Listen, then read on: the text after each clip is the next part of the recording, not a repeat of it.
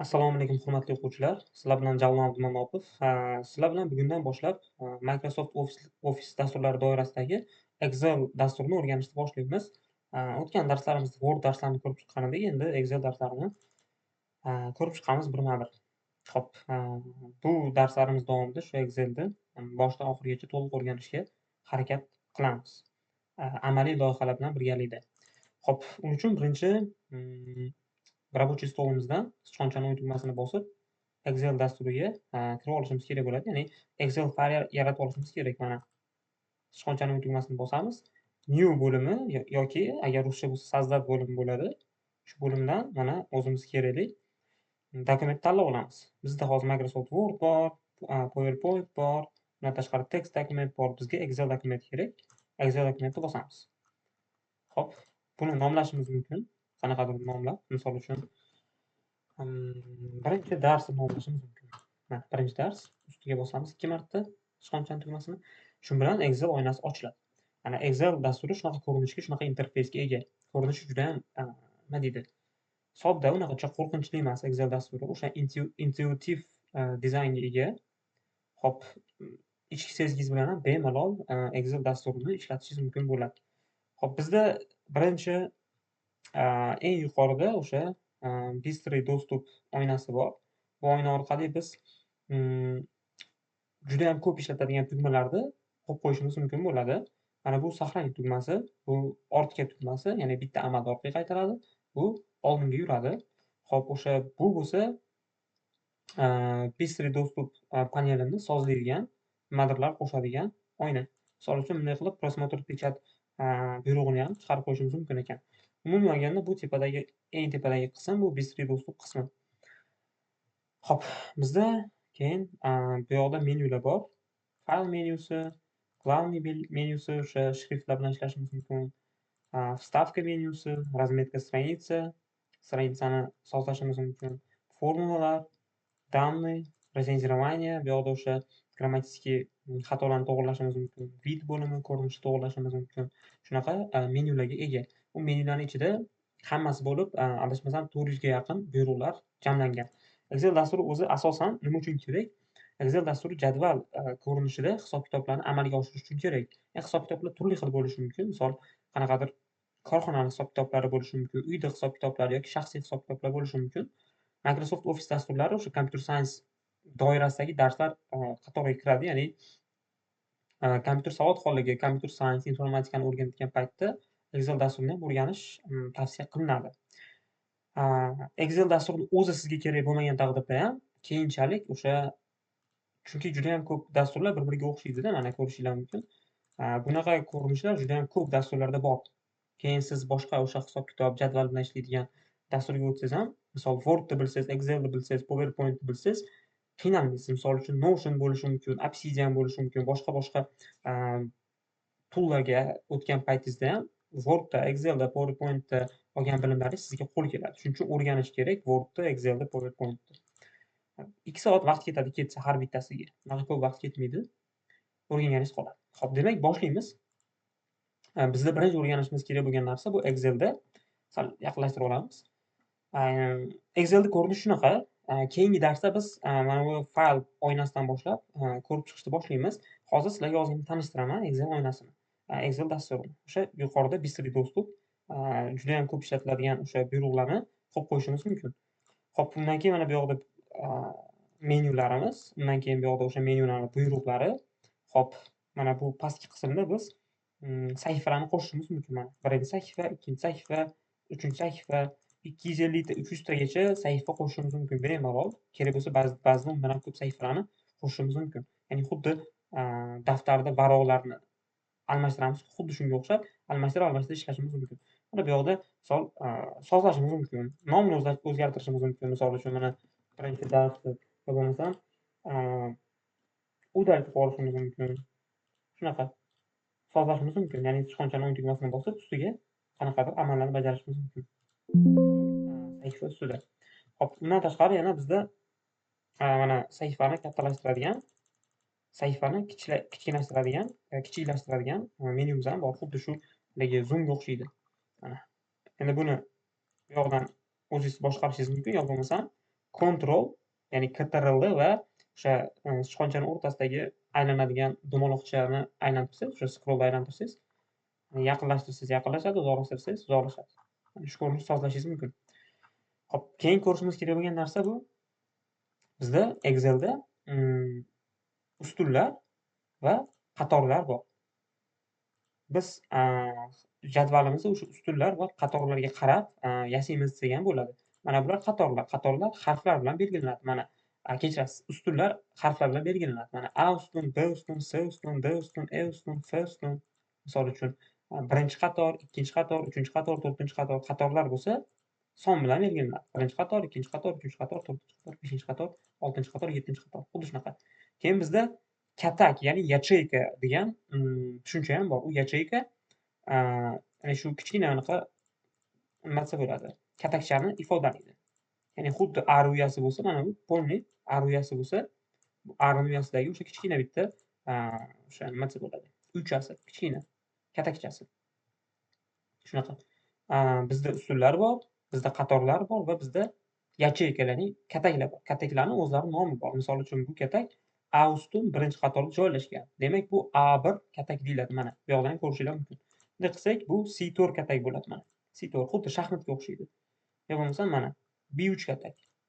Mana E3 katak. Mana G3 katak. Mana B5 katak. Mana E6 katak. Mana C2 katak. Shunaqa. Bu yoqda kataklarni nomlarini, yacheykalar nomlarini ko'rishingiz mumkin. Bu yoqda bo'lsa, o'sha katakda qanaqa ma'lumot yozilganini ko'rishingiz mumkin. Funksiyalar bo'lsa, funksiyalarni ham ko'rishingiz mumkin bu yoqda. Hop, biz bu katagimizga 3 xil turdagi ma'lumot kirgizishimiz mumkin. Matnli ma'lumotlar, misol mana yozsak, ustiga borsak, qanaqa ma'lumot yozilgani ko'rinadi. Undan tashqari sonli ma'lumotlar. Hop, undan tashqari qanaqadir formulada yozishimiz mumkin. Misol uchun nima deyishimiz mumkin? Sum deyishimiz mumkin. Misol uchun albatta teng yozishimiz kerak. Sum. Qanaqadir o'sha formulalar ham yozishimiz mumkin bo'ladi bunga. Ya'ni 3 xil ma'lumot yoza olamiz: sonli, matnli va formulalar. Hop, bizda ustun tushunchasi bor, bizda qator tushunchasi bor, bizda katak tushunchasi bor, mana B3. Bularni yaxshilab o'rganib olishimiz kerak bo'ladi. O'sha formulalar bilan ishlayotgan paytimizda, ya'ni Excel ajralmas qismi bo'lgan, Excelga juda katta kuch beradigan formulalar bilan ishlayotgan paytimizda, hop, bizga kerak bo'ladi. Bu qatorlarni raqamlari. Hop, mana glavniy bo'limi ham juda ham sodda. Mana bunday ko'rishinglar mumkin. Bunday qarab ham nimaligini bilishinglar mumkin. Agar rus tilini bilsanglar, ingliz tilini bilsanglar, ingliz tilida, rus tilini bilsanglar, rus tilida tushunib olishinglar mumkin. Mana bu yoqda. Misol mana bu yoqda o'sha Word darslarini ko'rgan bo'lsanglar, harflarni, matnlarni rang berishimiz mumkin. Bu katakka rang berishimiz mumkin. Bu yoqda chegarasini belgilashimiz mumkin. Bu yerda o'sha shriftlarni jирный qilishimiz mumkin, qiyshaytirishimiz mumkin, tagiga chiziq chizishimiz mumkin. Bu yoqda shriftlar bor, bu yoqda o'sha shriftlarning razmerlari bor. Bularni ham ko'rib chiqamiz. Juda ham sodda, juda ham oson. Endi o'sha formulalar nisbatan murakkab bo'lishi mumkin, lekin bu Excel dasturini ishlatish o'zi sodda, oson. Faqat harakat qilish kerak, xolos. Hop, demak, boshlaymiz. Qanaqadir sizlar bilan sodda bir jadval yaratib ko'ramiz. Bunday qilib olaylik. Переименовать. Misol uchun ish haqi jadvali. Ish haqi jadvali deymiz. IT kompaniya ish haqi jadvali deymiz. Keyin mana enterni bosib pastga tushib olishimiz mumkin. Excel ishlatgan paytda mana tabni bosadigan bo'lsak, o'tib ketadi keyingi qator, keyingi ustunga. Enterni bosadigan bo'lsak, keyingi qatorga tushadi mana. Tab ustunni almashtiradi, enter qatorni almashtiradi. Bundan tashqari boshqaruv tugmalari bor. Chapga, o'ngga, tepaga, pastga, GT o'ynayotgan paytda, Ctrl o'ynayotgan paytda boshqaramiz. Xuddi shu tugmalar orqali ham mana yurishimiz mumkin. Qatorlar orasida, kechirasizlar, o'sha yacheykalar orasida. Hop, IT kompaniya ish haqi jadvali. E'tibor bersangiz, bu xuddi 3 ta katakni egallaganga o'xshayapti. 3 ta katakni egallaganga o'xshayapti, lekin 3 ta katakni egallamadi. Keyinchalik buni ko'rib chiqamiz. Mana pastga tushamiz. Birinchisi ism bo'lishi kerak. Keyingisi familiya bo'lishi kerak. Keyingisi aytaylik kasbi bo'lishi kerak. Keyingisi ish hajmi bo'lishi kerak. Necha stavka? 1 stavka, yarim stavka. Hop, keyingisi oyligi bo'lishi kerak. Keyingisi daromadi bo'lishi kerak. Keyingisi qo'liga Hop, nima desak bo'ladi?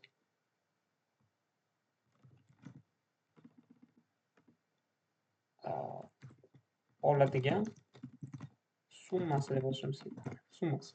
E'tibor bersangiz, oladigan summasi ham ikkinchi qatorga o'tib qolgandek bo'ladi. Lekin ikkinchi qatorga o'tgani yo'q. Mana misol uchun bu yoqdan hozir yana nima deb yozsak, mana ko'rishinglar mumkin. Bu ikkinchi qatorga o'tmadi. Ya'ni ikkinchi ustunga o'tmadi. Bu hali ham G ustunda turibdi. H ustunga o'tgani yo'q. Lekin bunday o'chirsak, mana o'tib qolganga o'xshaydi.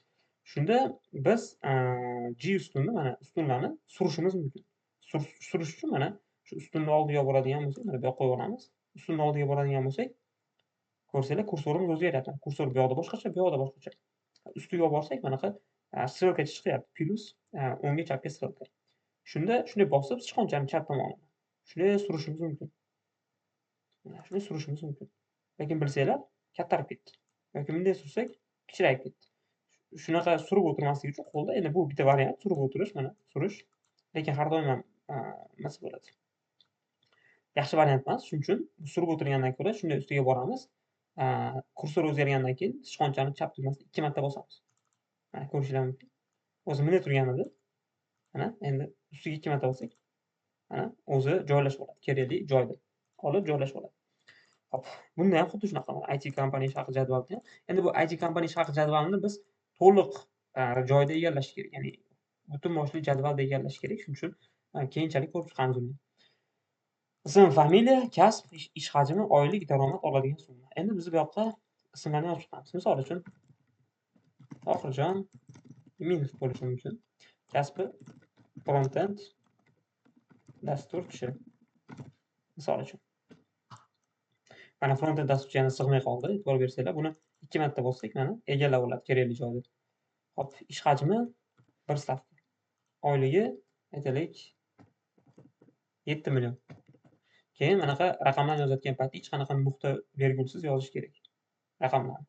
Lekin manaqa katta sonlarni yozayotgan paytda hech qanaqa misol nuqta bilan yozish kerak emas. Misol mana 7.000.000 yozish kerak emas. Chiroyli ko'rinishda mana hozir bu 7 million bo'ldi. Adashmasam 7 million bo'ldi. Endi daromad oladigan summasini keyin to'g'rilaymiz. Bu yoqqa hozir formula yozishimiz kerak bo'ladi. Xo'p, keyingi ism, misol uchun Zakariya Abdurasul bo'lishi mumkin. Xo'p, mana Abdurasul yana sig'may qoldi. 2 marta bosamiz. Bu yoqqa backend dasturchi. Xo'p, ish hajmi 1.25 stavka.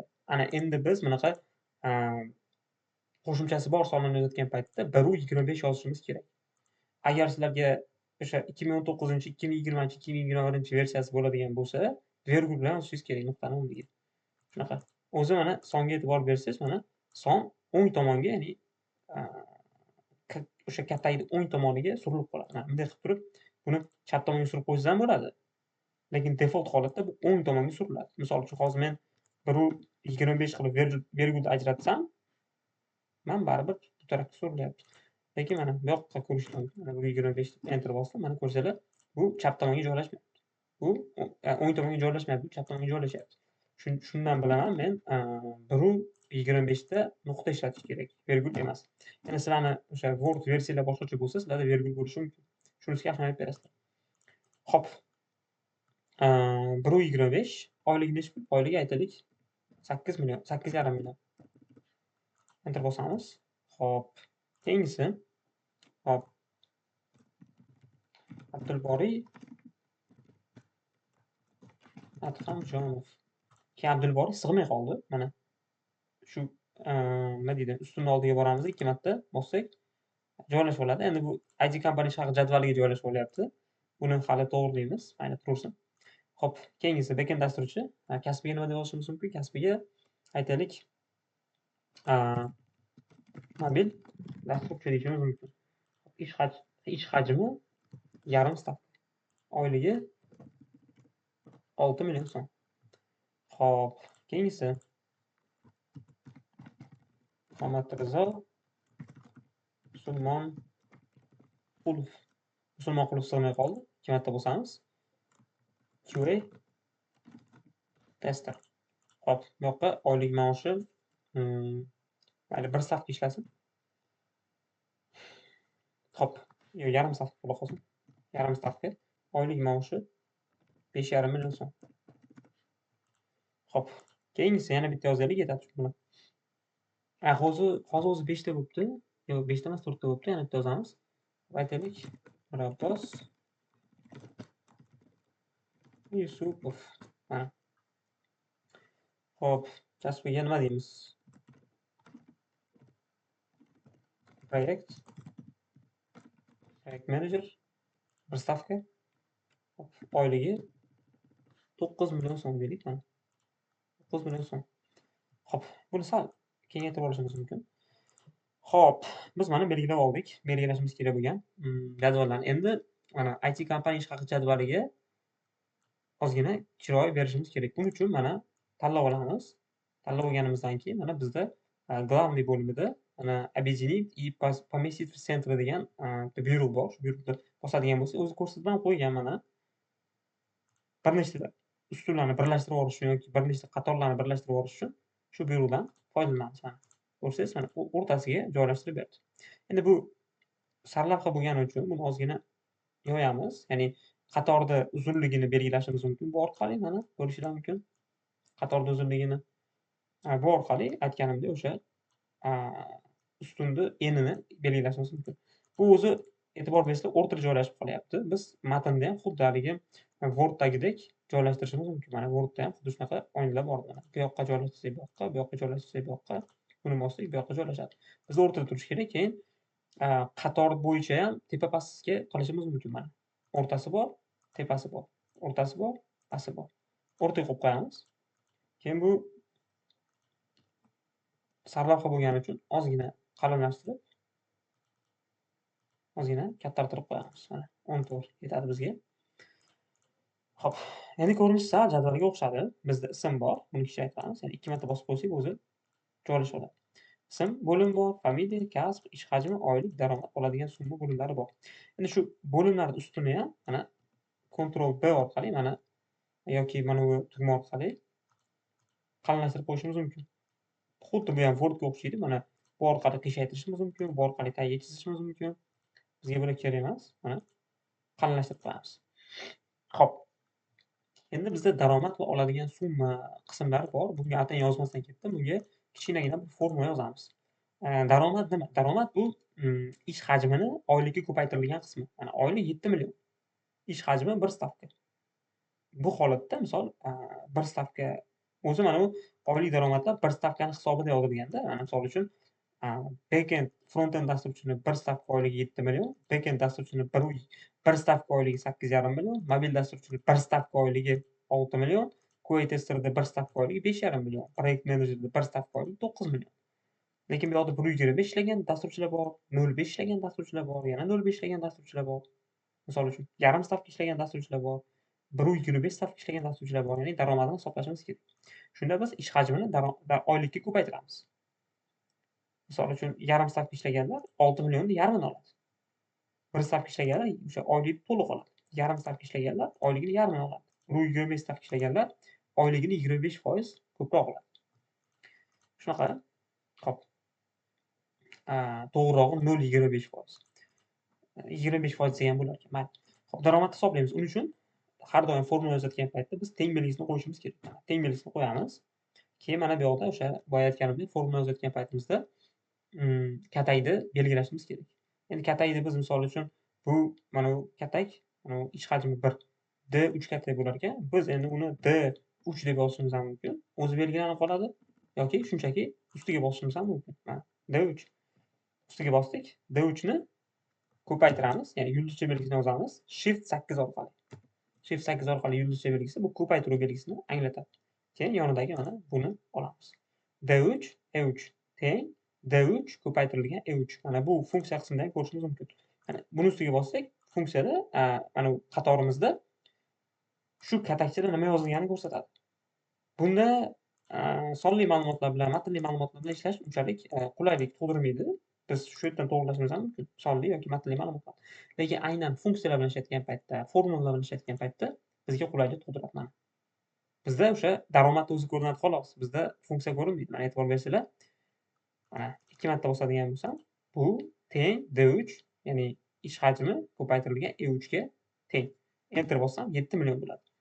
Endi bu formulani yana qaytadan yozaman. Yana teng 1.25 F8 kechirasizlar Shift 8 Shift plus 8 tugmalarini bosish orqali birgalikda 1.25 stavkani 8,5 millionga ko'paytiraman.